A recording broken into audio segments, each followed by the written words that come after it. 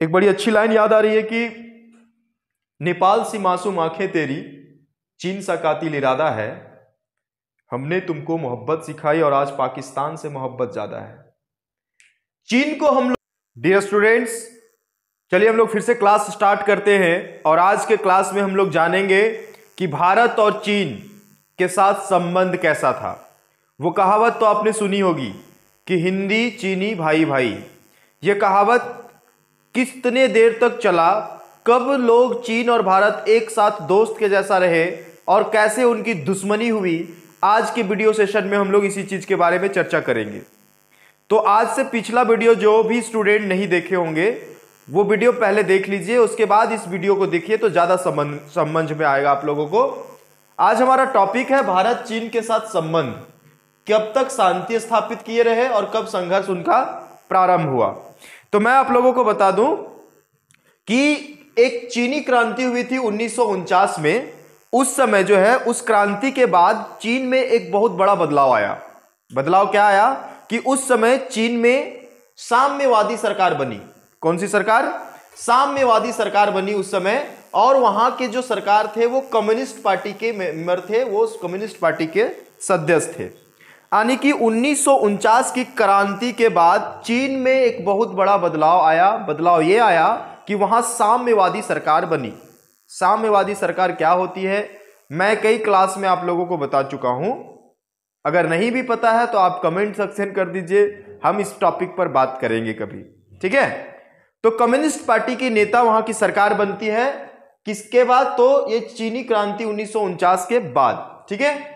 अब हम बात कर लेते हैं जब वहां साम्य सरकार बनी, साम्यवादी सरकार जब बनी वहां पर, तो सबसे पहला देश जो था भारत था, जो उसका क्या किया? समर्थन किया। सबसे पहला देश जो समर्थक के रूप में आया और वो थे कौन? भारत। भारत ने सबसे पहले उनका समर्थन किया कि साम्यवादी सरकार हुई तो अच्छी बात है। परंतु ध्यान दीजिएगा, उस समय जो हमारे नेहरू साहब थे, नेहरू जो है हमारे, जवाहरलाल नेहरू जो है, वो यहां के प्रधानमंत्री थे, भारत के प्रधानमंत्री थे। उन्होंने क्या कहा कि चीन भविष्य में हमारा दोस्त बन सकता है, और इस उद्देश्य से उन्होंने क्या किया? चीन का समर्थन किया। परंतु उसी समय सरदार वल्लभ भाई पटेल कह गए, क्या कह गए? कि ये जो देश है, चीन जो देश है, वह आने वाला दिन में हमारा दुश्मन बन जाएगा। एक कहावत सुने होंगे आप लोग कि जवान व्यक्ति बेशक तेज चल सकता है, परंतु रास्ता बुजुर्गों को ही पता होता है। और यही सिचुएशन हुआ।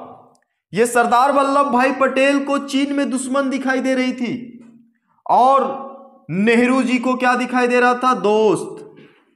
तजुर्बा नाम का चीज भी होता है दोस्त। अभी मैंने कहा ना कि एक जवान व्यक्ति बेशक तेज चल सकता है, पर रास्ता बुजुर्गों को ही पता होता है। अगर आप लोगों को पता होगा और नहीं भी पता होगा तो मैं बता दूं कि ये सरदार वल्लभ भाई पटेल का जन्म हुआ था 1875 में। कब हुआ था? 1875 में, ठीक है। ये ईस्वी थी और कमेंट सेक्शन में आप लोग हमें बताएंगे डेट, मंथ, ठीक है। 1875 ईस्वी में जन्म हुआ सरदार वल्लभ भाई पटेल को, इसका जन्म होता है। और 1889 ईस्वी में किनका जन्म होता है? नेहरू साहब का जन्म होता है। तो उम्र में बड़े कौन हुए? उम्र में बड़े हो गए सरदार वल्लभ भाई पटेल। तो बड़े व्यक्ति का अनुभव काम कर गया। चीन में जवाहरलाल नेहरू को दोस्त दिखाई दे रहा था, लेकिन ये जो हमारे हैं पटेल साहब, सरदार वल्लभ भाई पटेल को दुश्मन उसी दिन दिखाई दे दिया था। उन्होंने कहा था कि जैसे जैसे ये देश विकास करेगा हम ही के ऊपर ये दुश्मन बनेगा। वो बोला मेरा ही दुश्मन बनेगा जब देश ये बड़ा हो जाएगा। लेकिन नेहरू ने एक भी नहीं सुनी। क्यों? क्योंकि वो उस समय क्या थे? प्रधानमंत्री थे। तो चलिए अब हम बात कर लेते हैं, इनकी दोस्ती तो हो गई। अच्छा, दोस्ती जब हो गई तो कैसे दोस्ती हुई भाई? तो इन दोनों देशों ने, यानी भारत और चीन ने 1949 को, कब? 1949 में, यानी 29 अप्रैल, देखिए ध्यान दीजिएगा, 29 अप्रैल 1954 को, 29 अप्रैल 1954 को एक सिद्धांत की, क्या की? पंचशील सिद्धांत की घोषणा की। पंचशील सिद्धांत की घोषणा की 19 अप्रैल 1949 को इन्होंने पंचशील घोषणा की, पंचशील सिद्धांत की घोषणा की। उनके तहत बहुत से नियम कानून बने कि आंतरिक मामले में एक दूसरे के देश जो है, ना चीन के आंतरिक मामले में भारत दखल देगा, ना भारत के आंतरिक मामले में चीन दखल देगा। इस बात का जो है वो उसमें हुआ, बहुत सारे नियम कानून बने 1954 में। 29 अप्रैल 1954 डेट याद रखिएगा कि पंचशील जो थी, पंचशील घोषणा, पंचशील सिद्धांत की घोषणा कब की गई थी, तो एक नंबर का क्वेश्चन बनता है 29 अप्रैल 1954 की। ठीक है, यहां तक उनकी दोस्ती का व्याख्या मिलती है, यहां तक दोस्ती का बखान होता है। अब बात कर लेते हैं कि दुश्मन कैसे बने, आखिर क्या रीजन था कि ये लोग दुश्मन बन गए, तो थोड़ा सा ध्यान दीजिए। यहां पर लिखा हुआ है संघर्ष के दो प्रमुख कारण रहे, यानी चीन और भारत के बीच जो संघर्ष हो रहा है उसके दो प्रमुख कारण था।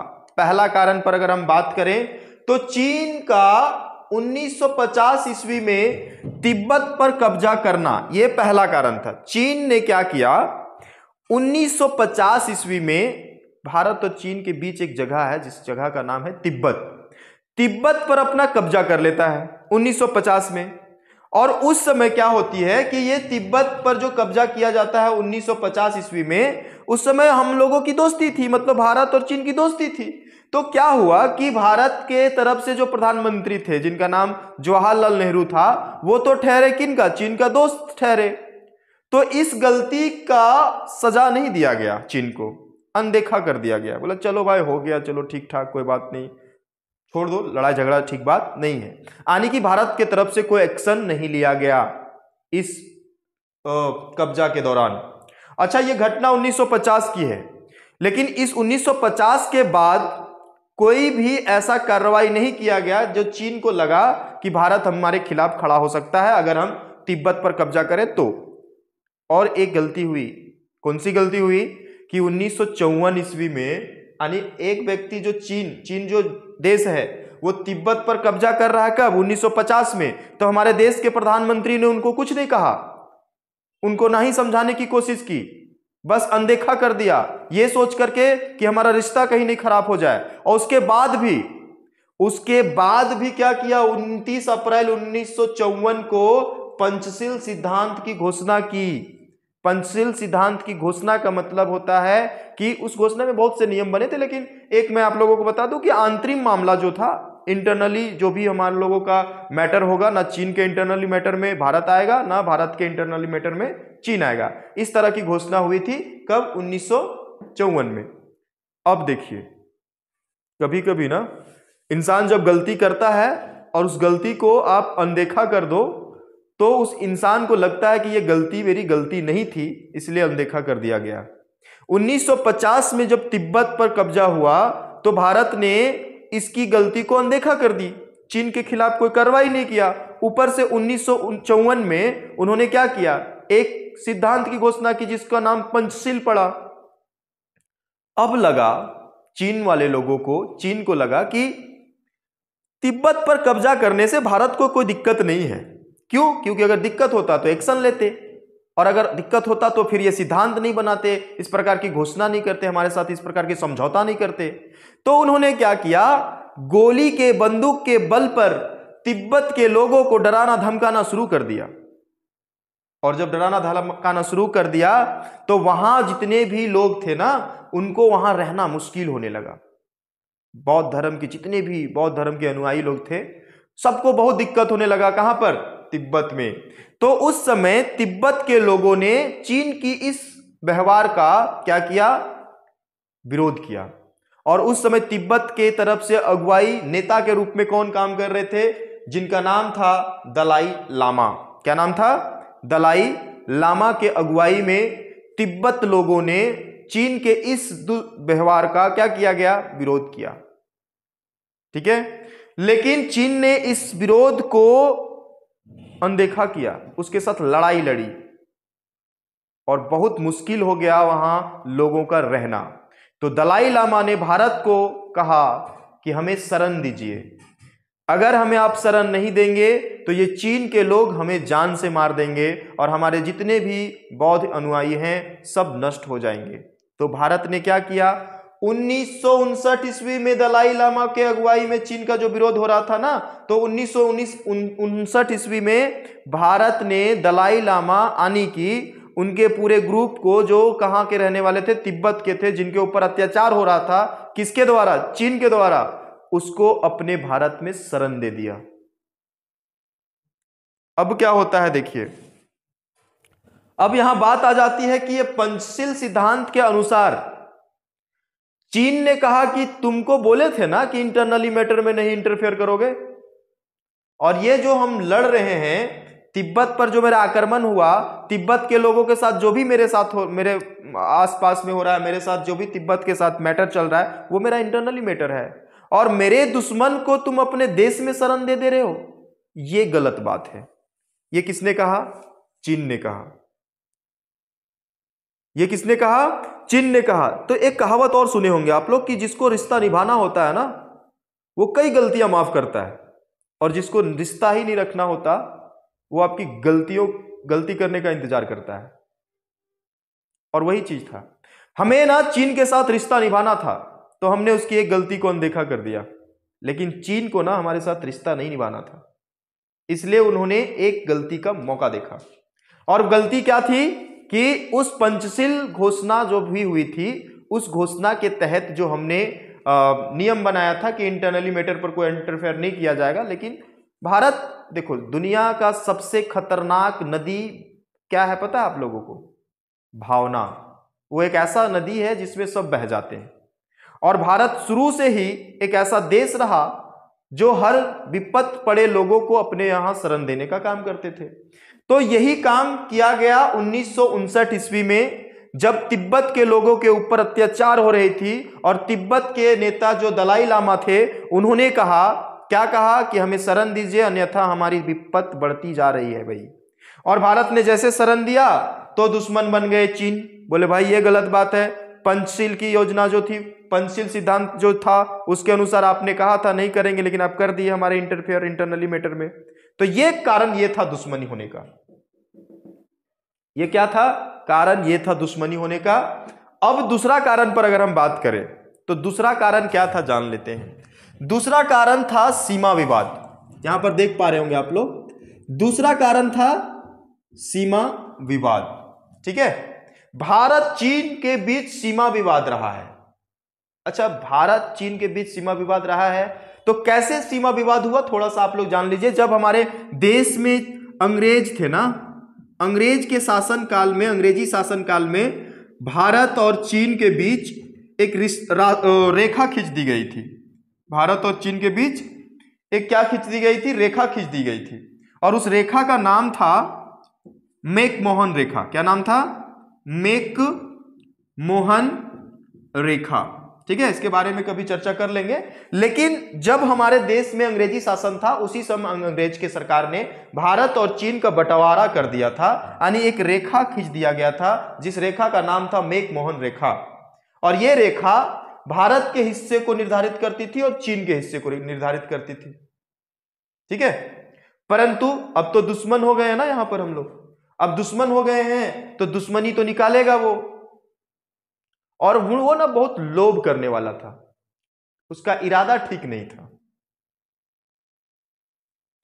एक बड़ी अच्छी लाइन याद आ रही है कि नेपाल सी मासूम आंखें तेरी, चीन सा कातिल इरादा है, हमने तुमको मोहब्बत सिखाई और आज पाकिस्तान से मोहब्बत ज्यादा है।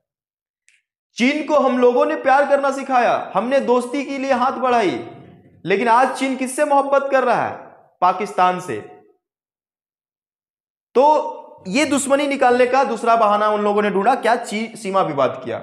सीमा विवाद क्या किया कि अक्साई चीन जो था, अक्साई चीन उस भाग को कहा जाता है जो हम लोग लद्दाख के रूप में जानते हैं। किसके रूप में जानते हैं? लद्दाख के रूप में। लद्दाख का एक भाग जो है हमारा चीन, अक्साई चीन, तथा ये जो आप देख पा रहे हैं दो भाग यहां पर है, अक्साई चीन और अरुणाचल प्रदेश। ठीक है, तो ये दोनों जो हमारे भाग है ना, उस पर उन्होंने क्या किया? अपना हक जता लिया कि भाई ये हम नहीं मानते, मैक-मोहन रेखा क्या है, नहीं है, किसने खींचा नहीं खींचा, मैं इस चीज को नहीं मानता हूं। ये मेरा जमीन है, ये मेरा भाग है, ये मेरा हिस्सा है, मुझे ये हिस्सा दे दो। तो हम लोगों ने कहा कि भाई, भारत के लोगों ने कहा क्या कि नहीं, ये तो अंग्रेज खींच के गए हैं, बांट के गए हैं, फिर आप बात से मुकर रहे हैं। बोला मैं अंग्रेज को नहीं जानता हूं। और उन्होंने अपना हिस्सा मान करके हमारे दो भागों में क्या कर लिया, कब्जा कर लिया। और जब हम उसका विरोध किए तो 1962 में उन्होंने हमें क्या किया, मुझ पर हमला कर दी। भारत के ऊपर चीन ने 1962 में हमला कर दिया और वो सारा हिस्सा भी कब्जा कर लिया, जिस हिस्सा को वो अपना संपत्ति मानते थे, अपना प्रॉपर्टी मानते थे। उस समय हमारी सैन्य शक्ति, शासन व्यवस्था, बहुत तरह की चीजों में कमी थी, जिसके कारण हमने कुछ हद तक उनको रोक पाया, परंतु हम उस लड़ाई में अगर साफ शब्द में कहे तो हार गए थे। साफ शब्द में अगर कहा जाए तो 1962 की लड़ाई जो थी उसमें हमारी हार हुई थी। और उस समय अगर आपको एक छोटा सा प्रश्न और बनता है कि भारत के रक्षा मंत्री कौन थे जब 1962 में चीन का हमला हुआ, तो रक्षा, देखो ये बात उठती है क्योंकि बात यहां सीमा सुरक्षा की है, तो ये रक्षा मंत्री का बात उठेगा। तो अगर आपसे कोई पूछ दे कि 1962 का जो हमला हुआ था, जिसमें भारत का थोड़ा सा स्थिति खराब रहा था, कहने में अच्छा नहीं लगता कि हार गए थे, क्या हार पसंद नहीं हमें, तो उस समय रक्षा मंत्री कौन थे, तो उनका नाम हमने यहां मेंशन कर दिया, विक्के कृष्ण मेनन थे। क्या नाम था उनका, विक्के कृष्ण मेनन। ठीक है, तो आज के वीडियो क्लास में आप लोगों को जो भी बताया मैंने, उम्मीद करते हैं आप लोगों को समझ में आ गया होगा और बड़ी अच्छी अच्छी बात बताई गई है। इससे आगे का क्लास मैं नेक्स्ट डे लूंगा और अगले वीडियो सेशन में थोड़ा सा लॉन्ग रहेगा, लेकिन देखिएगा ध्यान से क्योंकि चैप्टर का बहुत इंपॉर्टेंट पार्ट शुरू होने वाला है। ठीक है, तो मिलते हैं अगले वीडियो में, आप लोगों के साथ फिर से बने रहेंगे, चैप्टर को आगे लेकर के चलेंगे, लेकिन थोड़ा सा जल्दीबाजी में इसलिए बातें मेरी। चलिए मिलते हैं, थैंक यू।